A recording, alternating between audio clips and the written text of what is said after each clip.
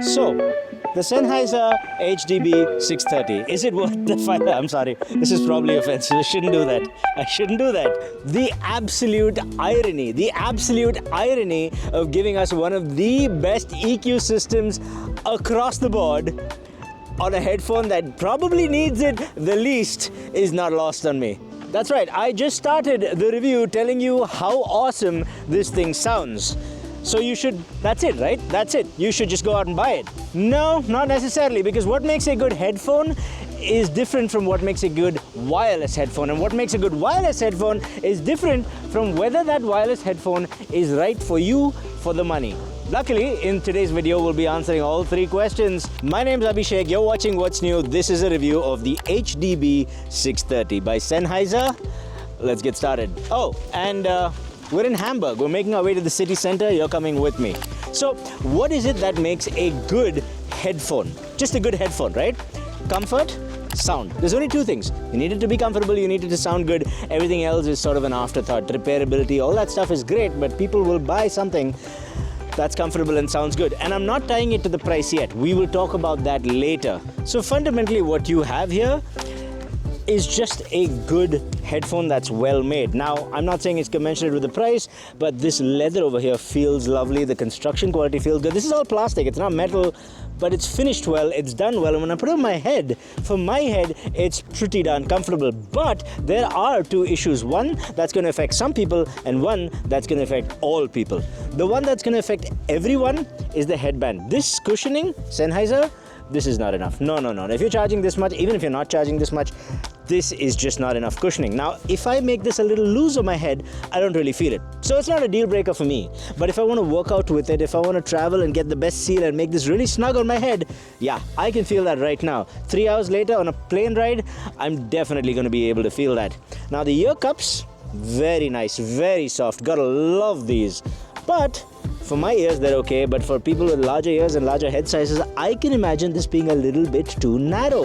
And that is, again, not something you want. And it's weird because I'm Indian, 5'7", not a big guy. This is a German product made by people who are just on average taller and bigger than me. Why would it not be able to accommodate both sizes?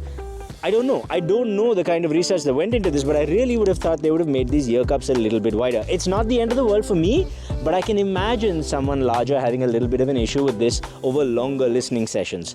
Still though, for me at least, this is properly comfortable and I have no issues wearing this for hours as long as I loosen the headband a little bit. And from a sound quality point of view, I might be jumping ahead a little bit. We'll talk more about sound quality later in this video because it's worth talking about. But fundamentally, this is a good headphone out of the box, straight out of the box. Here's the thing though, I haven't tied a price into it yet, but I feel like I should mention for the asking price of $500, if you're just talking about a good headphone, not a wireless headphone, there's a lot of good headphones out at $500. And if that's what this is competing with, it's still not too bad, which is really saying something. Although, I'm not sure it gets better than this. Look at that. What a beautiful park with a river flow. I feel like we should go to the river. Let's go to the river.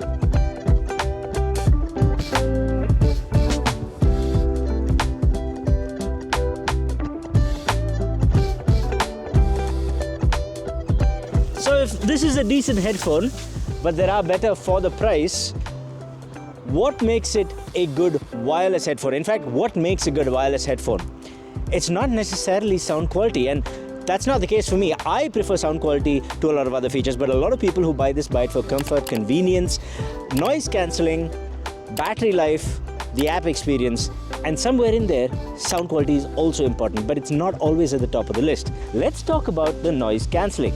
As I stand here, it's quite a breezy day actually. I don't know if that comes across on camera, but it is cancelling noises out decently. However, if I go out there and if I stand in traffic, that is not always the case. And if I had to compare this with something like the Sony X Mark V or the Sony X Mark VI or the Bose Quiet Comfort Ultra, then I'm forced to say that this does not cut the mustard. It's not terrible, but not terrible is not what you expect when you've positioned something against the best in the market. If I'm on a flight for a number of hours, the difference between this and a Sony X Mark VI might, for the first few minutes to a lot of people trying this on, seem insubstantial. A small difference, not a deal breaker. I promise you, after a few hours of listening to this versus a few hours of listening to the Sony or the Bose counterparts or even Apple, that does add up. It cumulatively adds up. You feel less fatigued at the end of the flight if you have better noise cancelling, and you're going to feel the difference if you ever bother to compare the HDB630 to the Sony X Mark 6, like I did on the flight on the way here. And that's not a good thing. Is it a deal breaker for me? Honestly, I was going to say not necessarily, because I like audio so much and sound quality is so important to me. But I do travel a lot. People who've watched this channel enough know that I travel a lot. I bring them along with me when I can to do these kind of videos. Follow, subscribe, by the way, if you like this sort of thing. But when I travel, I'm finding myself reaching for my Sony X Mark 6 over this, because I want that noise cancelling. While that might not be important to all the audiophiles out there, that is important to a lot of the target audience for this kind of headphone.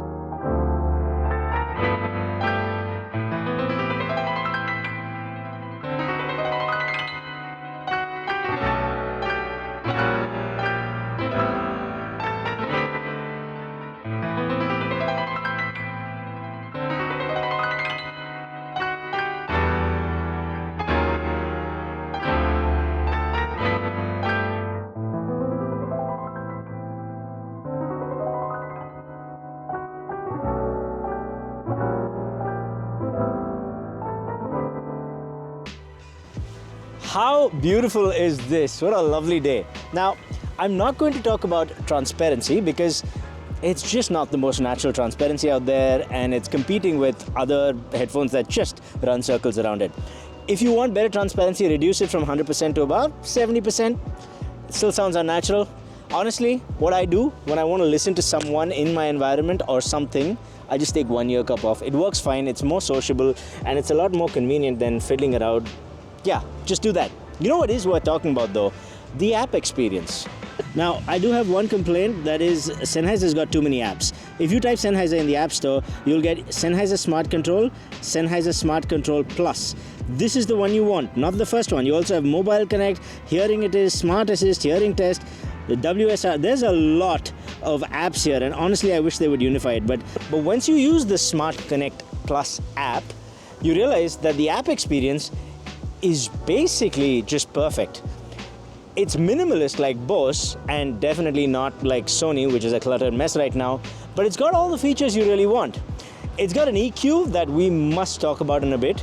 It's got geofencing if you want to change your sound profile or your noise cancelling profile when you go in and out of any area like a park or a gym. It's got a few other handy features and some that honestly don't make too much of a difference. Like for example, in the settings, it can actually tell you what's happening in your chain of audio, so you can accurately identify where some kind of quality loss is happening. But you can't, and you have no control over that chain beyond just turning something off, and honestly, none of that is going to change your sound quality, so I think they're just making it look nice. And to be honest, you don't really need the app for a lot.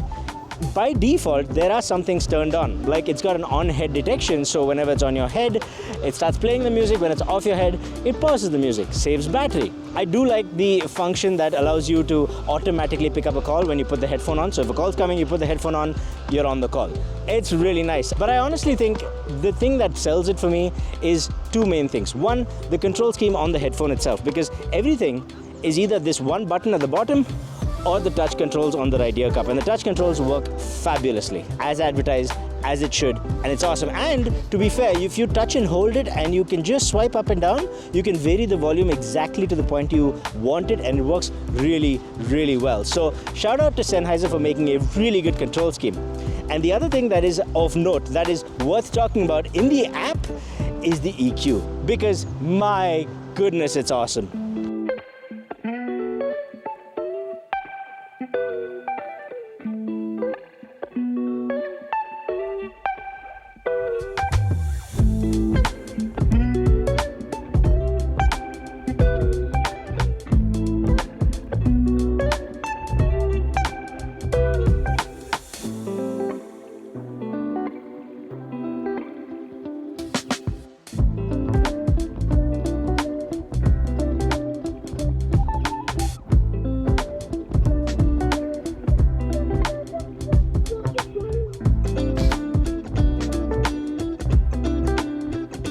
God, I love the colors. The shocking green and that. Look at that yellow. Oh my goodness. Contrasted with the white of the building.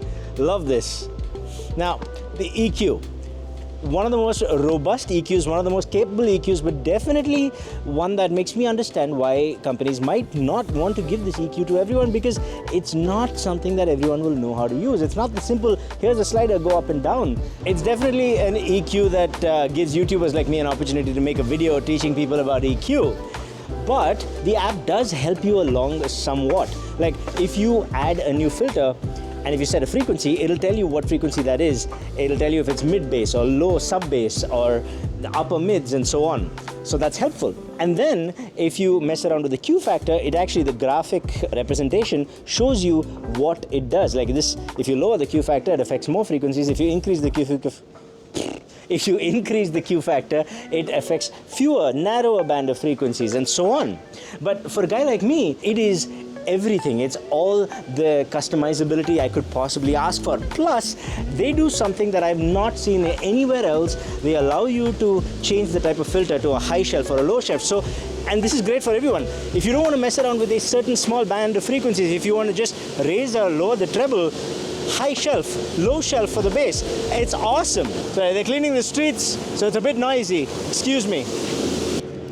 Which is funny because this is the one headphone that doesn't need it, and which leads me neatly into sound quality. Also, if one finds a nice cafe in Europe, one must shoot a video in front of nice cafe in Europe. The sound quality of this is probably one of the best out-of-the-box sound qualities I have experienced ever. In my experience, most headphones that are of the Bluetooth variety are just not great out of the box, and you have to work with them. And my whole YouTube channel kind of works on that. I tell you why it's not particularly great. I tell you how you can make it better. I give you a EQ setting. Voila, YouTube video. This one, I am going to give you some recommended EQ settings, and I'm going to critique it a little bit, but if you did nothing at all, you would still get some of the best sound out of the box from the Sennheiser HDB630. And the key here is the bass. It's unlike anything else. It's unlike the Sony, it's unlike the Bose, it's unlike the Apple. It's not overdone, it's just right. Where you have a track that requires a lot of bass punch, you've got it. Where you have a track that does not, you don't have it. It is more bass than the traditional 6 series that you get from Sennheiser, which, you know, sets a very high bar. The 6 series from Sennheiser is very famous for decades now, legendary status for things like vocals, but they've always been a little bass anemic. Unless you count their newer 660S2 and so on, in which case there are other issues. We won't go into that. This is not about those headphones. This headphone does justice and brings it into the modern era with a little more bass, but bass done right, in my opinion. The entire sound is reasonably clean. The vocals are nice. The vocals are forward. They're a little bit on the shouty side. We'll talk about that in a second. And the treble is, for the most part, really, really smoothly sculpted, which is a lot more than I can say for a lot of the competition. Having said that, there are 2 things that I would like to improve. You don't have to do it, but I'm going to make some recommendations and you can try it out and see if that works for you.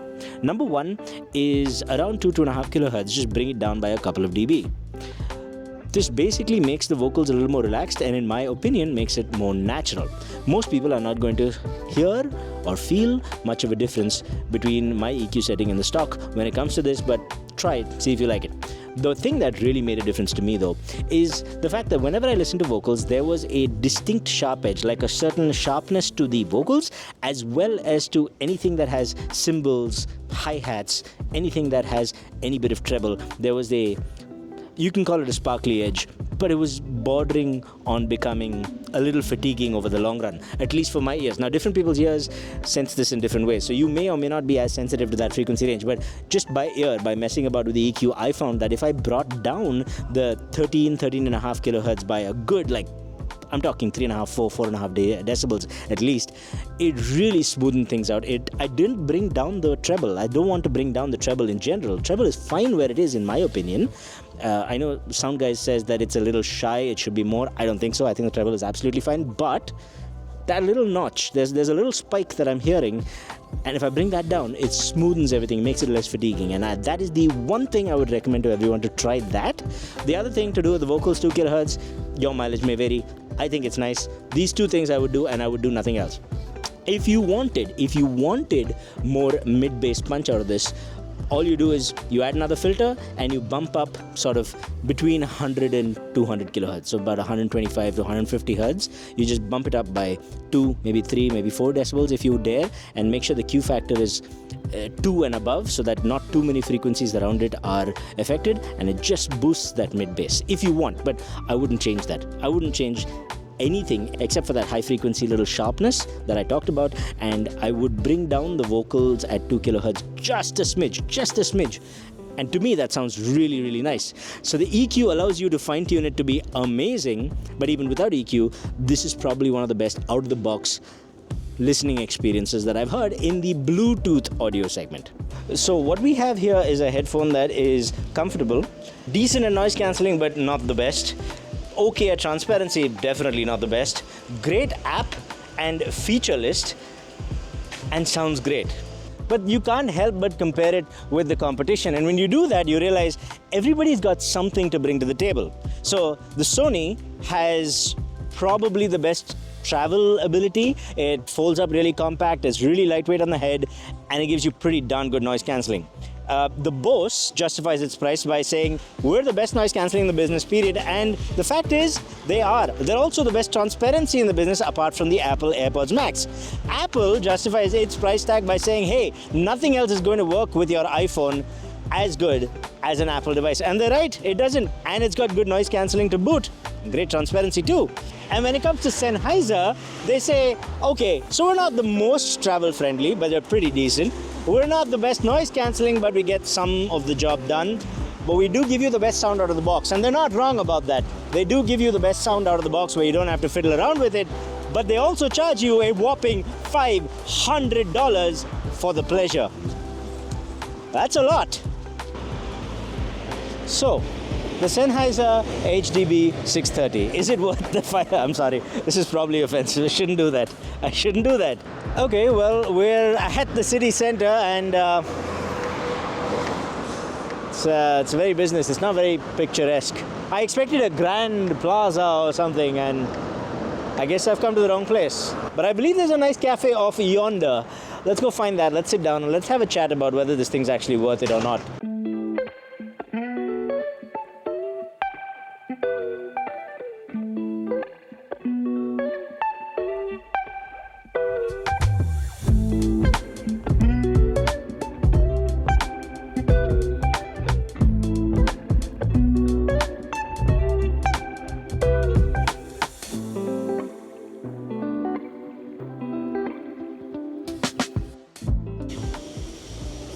Tell me you would see this and not want to walk in. Come on.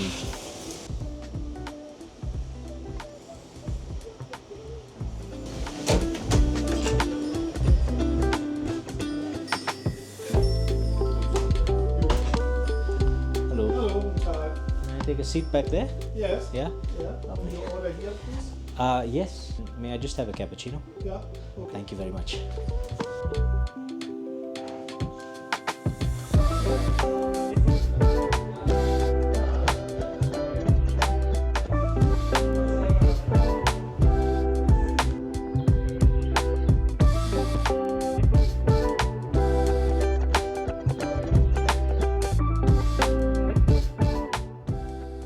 So, where were we?